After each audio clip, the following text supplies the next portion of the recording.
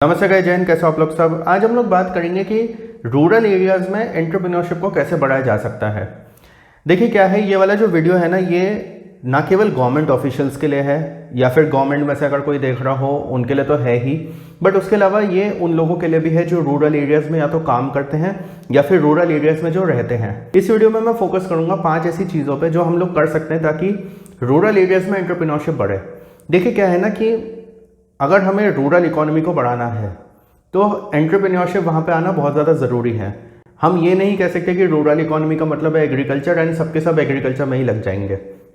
And कहीं ना कहीं देखिए, अगर हमें इंडियन इकोनॉमी को बढ़ाना है तो हमारा रूरल एरियाज़ का डेवलपमेंट बहुत ज़्यादा ज़रूरी है। मैंने रूरल एरियाज़ के डेवलपमेंट के ऊपर पहले एक वीडियो बनाया, एग्रीकल्चर को कैसे इंप्रूव करना है उसके ऊपर एक वीडियो बनाया। यहाँ हमारा फोकस होगा केवल ऐसे बिजनेसेस पे जो रूरल एरियाज में करे जा सकते हैं छोटे स्केल पे, ताकि रूरल इकोनॉमी हमारी और अच्छी तरीके से ग्रो हो। पहला पॉइंट होगा इनोवेटिव एग्रीकल्चरल आइडियाज़। देखिए इसमें क्या है, एक तो होता है कि आप फार्मिंग कर रहे हो, एक होता है कि आप कुछ इनोवेटिव चीज़ें कर रहे हो। फॉर एग्जाम्पल मान लीजिए आप टमाटर उगाते हो, बट आपने एक छोटा सा इन्वेस्टमेंट करके एक प्लांट लगा लिया जहाँ पे आप टोमेटो सॉस बना रहे हो, तो वो क्या है, वो एक इनोवेटिव आइडिया है। तो यहाँ पे आप टमाटर भी बेच सकते हो, साथ में टोमेटो सॉस भी बेच सकते हो। आपका फार्म है, उसमें आलू उगते हैं, अब आप उन्हीं आलू को यूज़ करके एक ठेली खोल सकते हो जिसमें आप आलू चाट बना रहे हो, आलू टिक्की बना रहे हो, ये सारी चीज़ें आप सेल कर रहे हो। ये कुछ ऐसी इनोवेटिव चीज़ें होती हैं जो आप चाहो तो फार्मिंग के साथ साथ कर सकते हो। इसके अलावा आप ये भी कर सकते हो कि आज की डेट में रूरल एरियाज़ में भी बहुत अच्छी इंटरनेट कनेक्टिविटी हो गई है, तो आप चाहो तो यूट्यूब पे सर्च कर सकते हो कि हमारे फार्म में ये चीज़ें उगती हैं तो हम इससे और क्या चीज़ें कर सकते हैं। आपको मैं एक छोटा सा एग्जांपल देता हूँ। हरियाणा में 2 भाई थे, उन्होंने लॉकडाउन के टाइम पे उनके पास नौकरी नहीं थी, कुछ नहीं थी, उनको समझ में नहीं आया था क्या करें। वो रहते तो शहर में थे, बट उन्होंने क्या करा कि यूट्यूब पे ऐसी सर्च करा एंड सर्च करके उन्होंने ये सीख लिया कि केसर की खेती कैसे करनी है। उन्होंने अपने घर की छत पे केसर की खेती कर ली एंड केसर जो है बहुत एक्सपेंसिव बिकता है। एंड उन्होंने वो जो केसर की खेती करी वो 10 लाख की बिक गई, क्योंकि केसर जो है 2-2.5 लाख रुपए पर केजी के हिसाब से बिकता है। तो उन्होंने 4-5 किलो बना लिया, जिसके वजह से उनको एक इतना अच्छा प्राइस मिला एंड उन्होंने घर बैठ के पैसे कमा लिए। अब अगर वो 2 भाई ये चीज़ें कर सकते हैं तो हमारे जो फार्मर्स हैं या फिर जो रूरल एरिया के जो लोग हैं वो क्यों नहीं कर सकते हैं। आज की डेट में देखिए 4G कनेक्टिविटी ऑलमोस्ट हर जगह है इंडिया में, तो लोग चाहें तो अपनी तरफ से यूट्यूब पे या गूगल पे रिसर्च करके ये सब चीज़ें कर सकते हैं।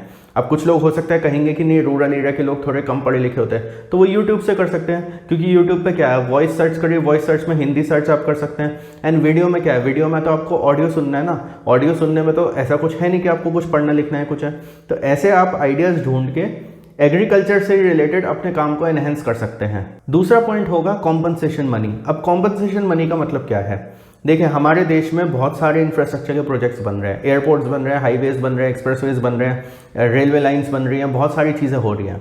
एंड ये सारी चीज़ें बनाने के लिए हमें लैंड एक्विजिशन करनी पड़ती है।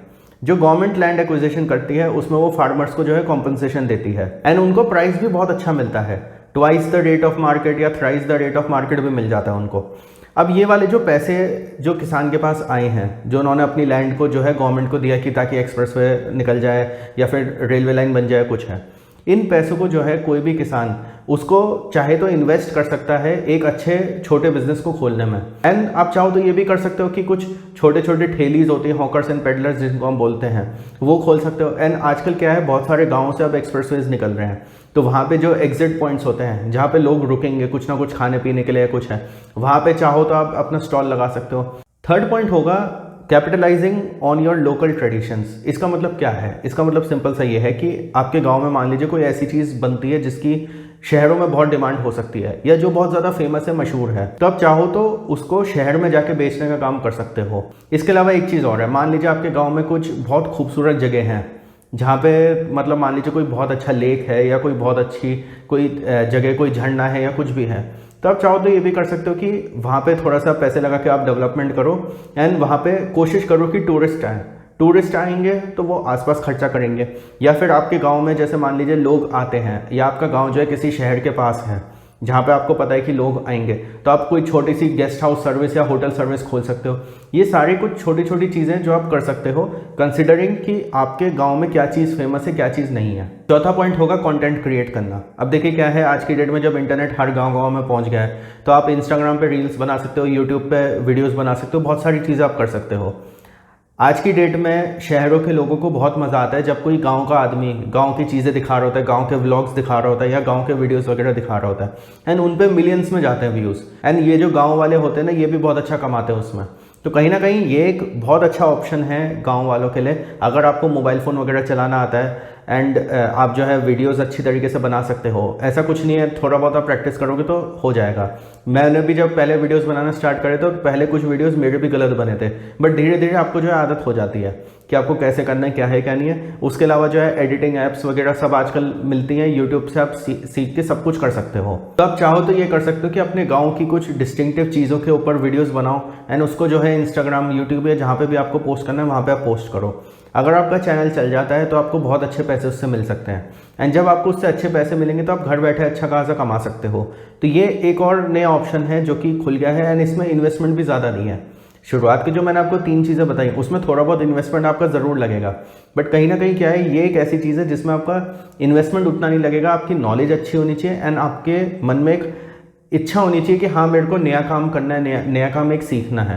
5वां होगा सोशल एंटरप्रेन्योरशिप। अब सोशल एंटरप्रेन्योरशिप क्या होता है? सोशल एंटरप्रेन्योरशिप का मतलब सिंपल सा ही होता है, एक ऐसा बिजनेस जिसमें आप ना केवल पैसे कमाना चाहते हो बट आप सोसाइटी के लिए भी कुछ करना चाहते हो।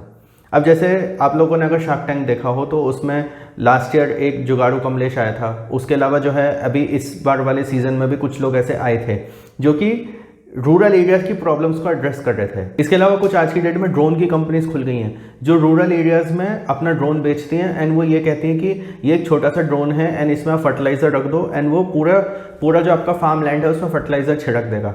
ये सारी कुछ चीज़ें ऐसी हो रही हैं जो एक सोशल एंटरप्रेन्योरशिप का पार्ट होता है। आपके गांव में कुछ लोग ऐसे हैं जो पढ़ लिख नहीं सकते, जिनको बैंक का काम करना है, आप उनके लिए एक इंटरमीडिएटरी बन सकते हैं, बैंकिंग कॉरेस्पॉन्डेंस बन सकते हैं, या फिर मान लीजिए किसी को हेल्थ इंश्योरेंस चाहिए, आप उनके लिए हेल्थ इंश्योरेंस एजेंट बन सकते हैं, या फिर कुछ हेल्थ सर्विसेज प्रोवाइड कर सकते हैं, एम्बुलेंस सर्विसेज आप प्रोवाइड कर सकते हैं, ऐसे काम कर सकते हैं, या फिर कोई स्कूल खोल सकते हैं जिसमें जो रूरल एरिया के बच्चे हैं उनको अर्बन एरिया से टीचर्स आके पढ़ाएं, उनको आप अच्छा पेमेंट दे, सब कुछ है, एंड वो एक तरीके का सोशल एंटरप्रेन्योरशिप होगा।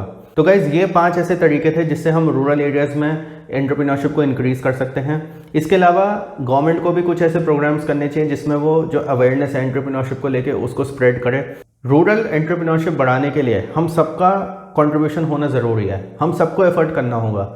अगर आप रूरल एरिया में रहते हो तो आप ये जो मैंने चीज़ें बताई हैं इनको इम्प्लीमेंट करने की कोशिश करो। अगर आप किसी ऐसे को जानते हो जो रूरल एरिया में रहता है तो उसको ये वीडियो शेयर करो ताकि उसको कुछ नए बिजनेस आइडियाज़ आएँ, ताकि वो अपने आसपास देखे कि क्या क्या प्रॉब्लम्स हैं एंड वो एक नया बिजनेस खोलने का सोचे। आपका इस वीडियो के बारे में क्या कहना है प्लीज़ मेरे को कमेंट्स में ज़रूर बताना। इसके अलावा कुछ और ऐसे पॉइंट्स हो जो मैंने इस वीडियो में मिस कर दिया तो वो भी आप चाहो तो कमेंट्स में बता सकते हो।